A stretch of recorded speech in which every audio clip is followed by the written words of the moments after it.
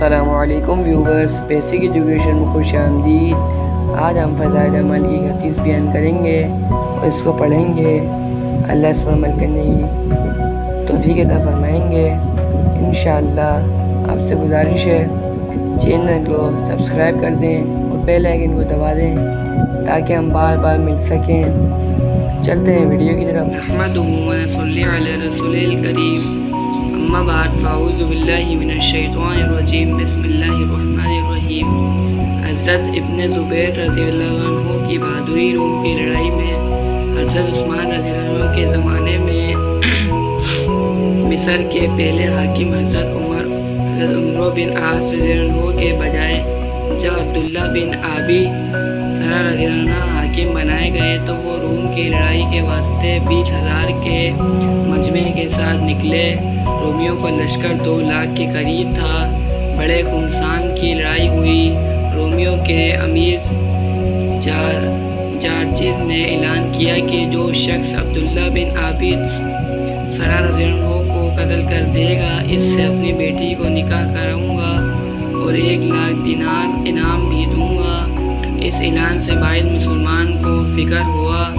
حضرت عبداللہ بن زبیر رضی اللہ عنہ کو علم ہوا۔ انہوں نے کہا یہ فکر کی کیا بات ہے؟ فکر کی بات نہیں، ہماری طرف سے بھی اعلان کیا جائے جو جارجز کو قتل کرے گا اس کی بیٹی سے اس کا نکاح کیا جائے گا اور 1,00,000 دینار انعام اور مزید ان کو ان شہروں بنا دیا جائے گا۔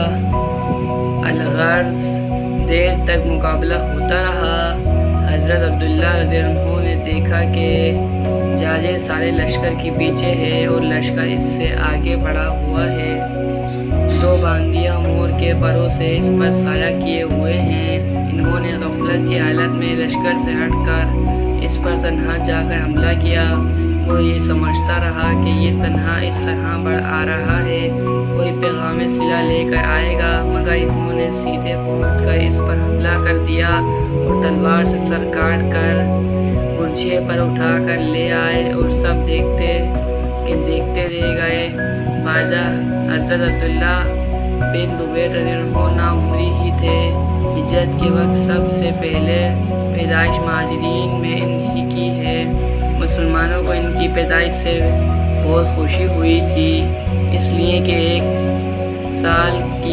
ایک سال تک کسی مہاجری کو کوئی لڑکا نہ ہوا تھا، نہ یہودیہ کہہ دیا تھا کہ ہم نے ان مہاجرین پر جادو کر رکھا ہے، ان کے لڑکے نہیں ہو سکتے۔ حضور کا معمول بچوں کو بیعت فرمانا کا نہیں تھا، لیکن حضرت ابن زبیر رضی اللہ عنہ کو 7 برس کی عمر میں بیعت فرما لیا تھا۔ اس لڑائی کے وقت ان کی عمر 24-25 سال کی تھی۔ اس عمر میں 2 لاکھ کے مجمع کو پھلانگ کر اس طرح سے بادشاہ کا سر کاٹ نہ معمولی چیز نہیں۔ حضرت انس بن نضر رضی اللہ عنہ کا عمل احد کی لڑائی میں مسلمانوں کو جب شکست ہو رہی تھی تو کسی نے یہ خبر اڑا دی کہ حضور بھی شہید ہو گئے۔ اس وحشت ناک خبر سے جو اثر صحابہ رضی اللہ عنہ پر ہونا چاہیے تھا وہ ظاہر ہے، اسی وجہ سے اور بھی زیادہ گھٹنے ٹوٹ گئے۔ حضرت انس بن نضر رضی اللہ عنہ چلے جا رہے تھے کہ مہاجرین اور انصار کی ایک جماعت میں حضرت عمر رضی اللہ عنہ اور حضرت طلحہ رضی اللہ عنہ نظر پڑے کہ سب حضرات پریشان حال تھے۔ حضرت انس رضی اللہ عنہ نے پوچھا یہ کیا ہو رہا ہے کہ مسلمان پریشان نظر آ رہے ہیں؟ ان حضرات نے کہا کہ حضور شہید ہو گئے۔